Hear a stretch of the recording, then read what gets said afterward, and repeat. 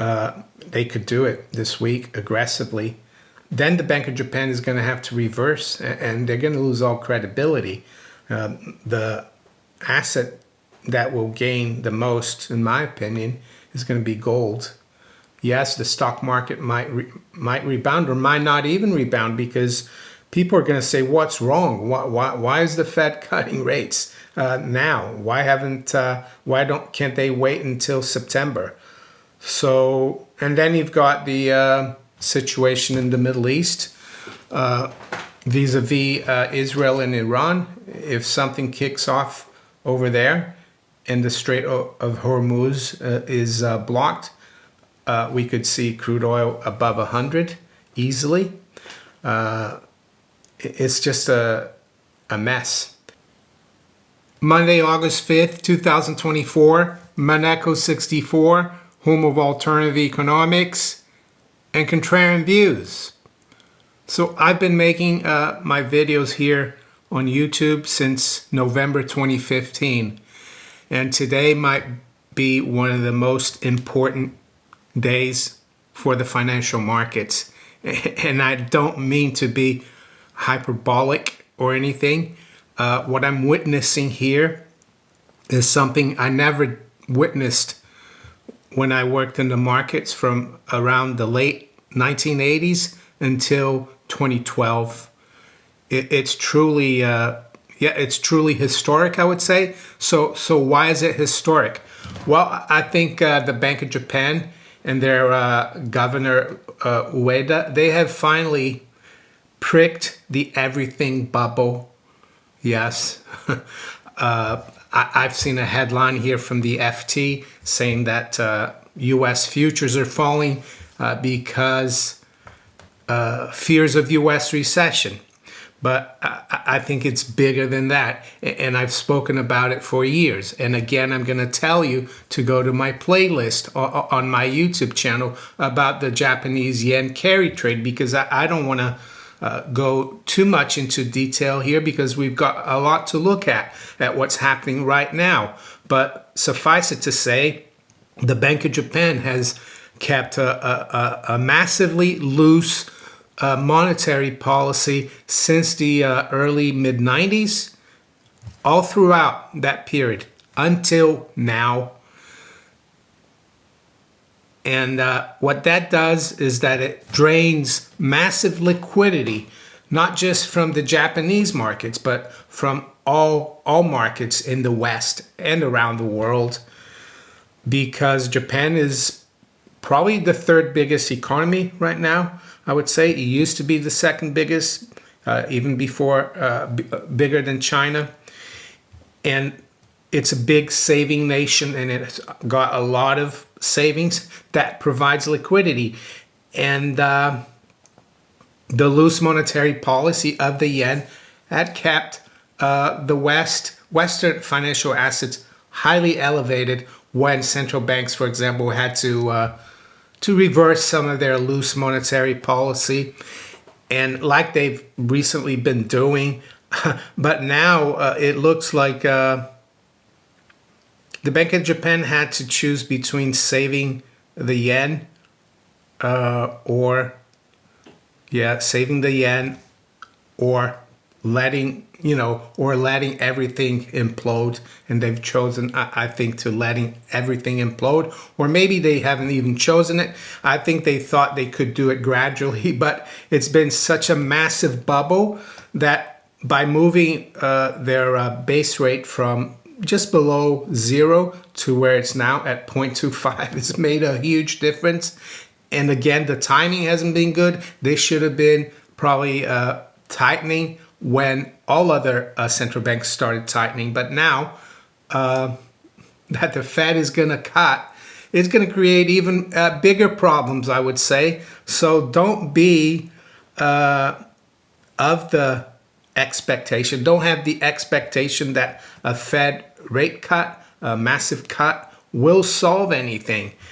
This is really, truly historic. It could be not only the end of the Japanese yen carry trade, but the end of this everything bubble, really, that we've had since the early 80s, when the Dow went from just below 1,000 to recently above 40,000. So we're going to talk about the markets today and what's going on. And you might be asking, so what's going on in the UK or in England, Mario? Well, if you want to listen to what I think and what Clive thinks, we did a live stream last night when he spoke quite a bit about that. So check my live stream from last night if you haven't watched it yet for that. Yes, and there's a lot more than just the markets. What's going on in Iran and Israel. I haven't seen what's going on this morning. I assume there hasn't been any activity or significant activity because it would have been all over the news. I just wanted to also let you know that so before we look at what's going on today in the markets, just wanted to give a shout out to my affiliates here in the UK, Gold Investments. All the details of how to get in touch with them are below in the description. You can call them, you can use their website, you can go there in London to see them. Oliver and Simon Temple, their father started the business back in 1981. So it's been a family-run business for over 40 years. And in the U.S., Miles Franklin, of course, they're my affiliates. They've got a few specials you might want to look at on their website this week. And if you do call them or email them, mention Maneko64 or Mario. And yes, I'm holding on to my gold and silver. Gold and silver are the place to be. I saw that Bitcoin this morning traded below 50,000. A few days ago, back in the end of July, I think it traded almost at 70,000. And here we are, August 5th, and it traded below 50,000. What does that say about Bitcoin? I don't talk too much about Bitcoin. Well, it says that it's a highly speculative asset, if you want to call it an asset. It's speculation, people. And yeah, I'm not saying you shouldn't buy it. It's your own decision. I believe in free will. I'm not buying it. I'm sticking to gold and silver. I think I'm hopefully going to buy some this week, some gold and silver. So what happened to Japan today? Well, right now it's 8:15 London time, which is we're 5 hours ahead of Eastern time in the US. The Japanese markets, they close at 7 a.m. London or 2 a.m. New York. The Japanese Nikkei, the Nikkei 225 futures, it keeps trading after it closes, just like the US futures. But today, the Nikkei dropped 4,839.5 points. Yes, you heard that. You heard me right. That's 13.47%. And at the lowest level today, it was down over 5,000 points. That's the biggest one-day drop ever. Not even in the late 80s, early 90s when the Nikkei topped and there was the crash in the Nikkei did that happen. And I didn't realize as well on Friday, last Friday, Clive and I spoke about the Nikkei, that it dropped over 2,000 points.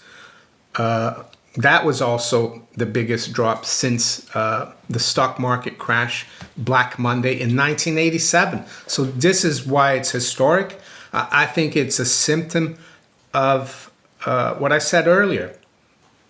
The Bank of Japan has inadvertently killed the yen carry trade.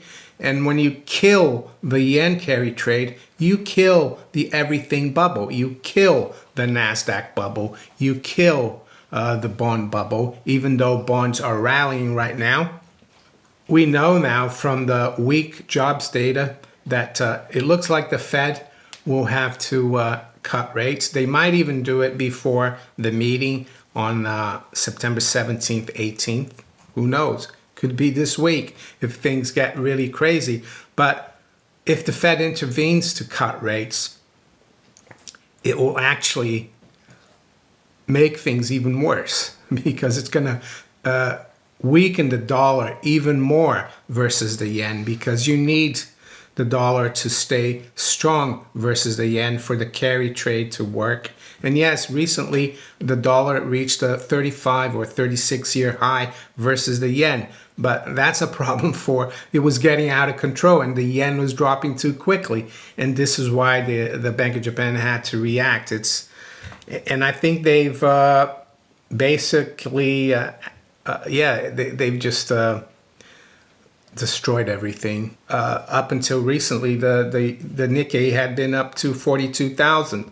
The all-time high back in late 1989 was just around 40,000. So I think we have the mother of all double tops in the Japanese Nikkei index, the stock market index there. But it's going to take a lot less time for the down leg to well, it's already happening, the down leg to occur. It took like let's see, 34 years for it to reach that high again of 40,000, and now it's in a matter of days it's going right back down.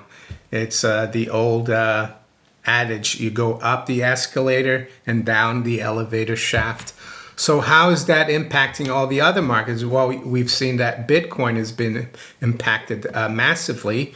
As I speak now, Bitcoin is at 52,000, but it's been as low as 49,500. Right now it's down 10%. Gold and silver actually have been holding like a rock, I would say. And that's what you want when everything else is burning. What you've got is standing there and not doing anything or getting affected a little bit. Silver might be getting a little hot, but it's not burning. I think it's encouraging. So right now, for example, gold is at 24.34. It's down $8, but it's been as high as 24.59. And as low as 24.13, which, it is volatile, I agree, but it's only down 1/3%. Silver, the low was 28 exactly, and right now we're at 28.21, so down about 1%. So let's look at where the futures are, where we've been. Let's look at the Dow, the S&P, and the Nasdaq. So right now, and it's 8:20 a.m.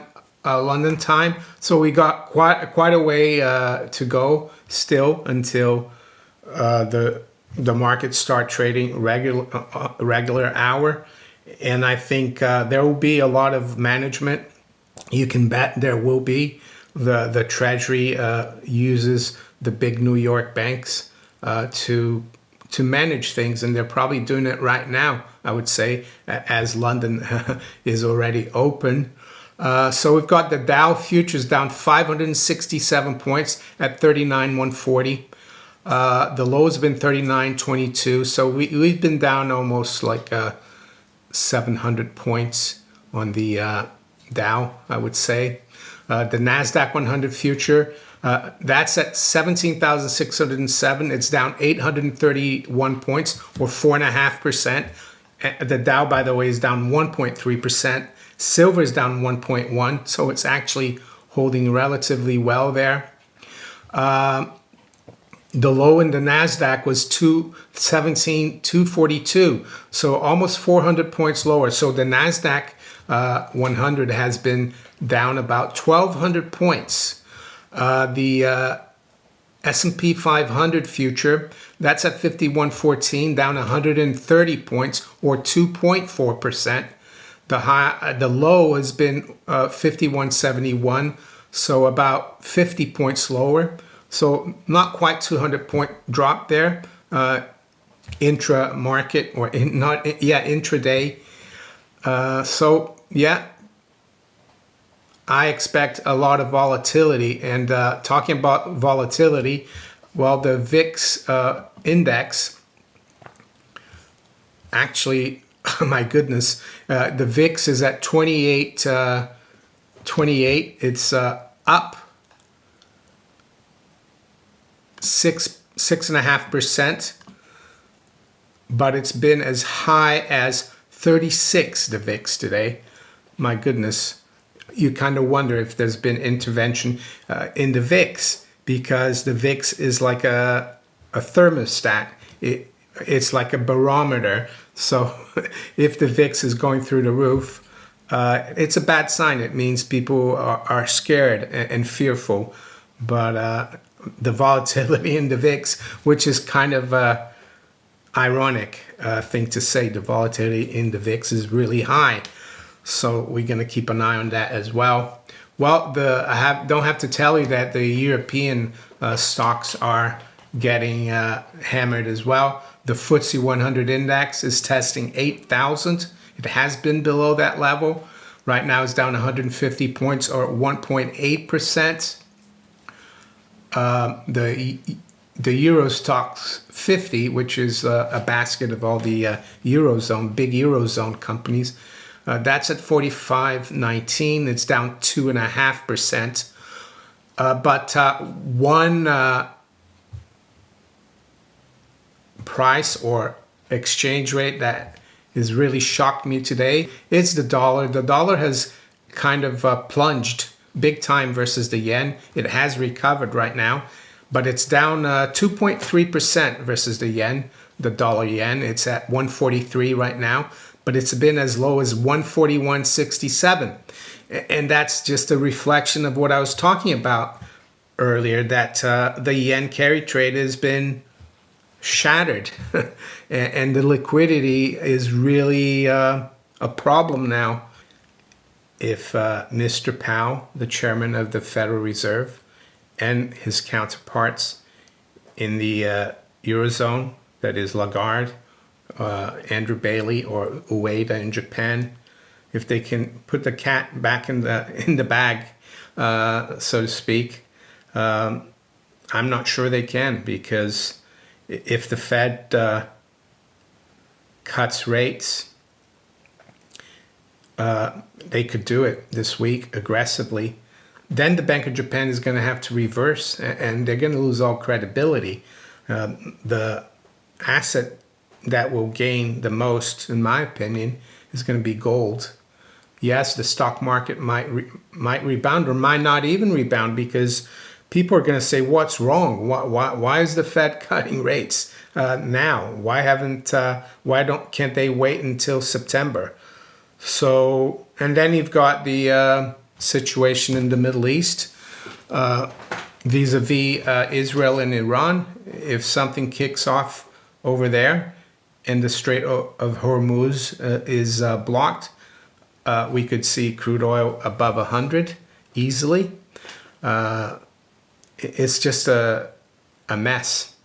So what does one do in such an environment? It's an environment, I think, that most people that are in the markets right now, and even me, who's like almost 60, have never seen. And it's like what's happening in the UK, socially and politically. We're in an environment we've never seen before. I would say don't panic. That's the best thing I think that one can do, not to panic. And hopefully you will have protected your financial assets to some extent with gold and silver, especially gold, because I think gold is going to hold really well, even if it doesn't go through the roof. If we see a major crash in the markets, it's going to be there. And even if it's unchanged, but the Dow is down 10% or something like that, you've made 10%. You can buy things 10% cheaper. And that's the other thing I wanted to talk about. I think it's going to be a long time until we can find bargains. So be careful. Don't think that just because something drops so much in 2 days or a week or two that it's cheap. It could keep going a lot lower. I think this is truly historic here. What about the bond markets? Do I think they're safe? No, they're not. And I know that yields are dropping quite a bit here overnight. The 10-year yield, for example, has dropped another 5 basis points at 373. The 2 years at 379. So the curve, the 2s10s, is almost disinverting for the first time in a long time. And that's usually a signal of recession. And yes, the bond yields going down means bond prices are going up. But bond markets are too volatile. And do you really think putting your money for 5 years or 10 years below 4%, getting it less than the 4% return is really good value? I don't think so. And I think gold and silver are going to provide a lot better returns. So what about Japan? Well, the JGB yields have dropped as well, and which helps, of course, the Bank of Japan because they own a lot of JGBs. The 10-year JGB yield had gotten back above 1%. I think it went to 1.1. Right now it's at 0.78. It's down 18 basis points. So the government bond markets are trading a little bit like Bitcoin as well. And with that, I'm going to wish you all a very good day. Take care. Bye.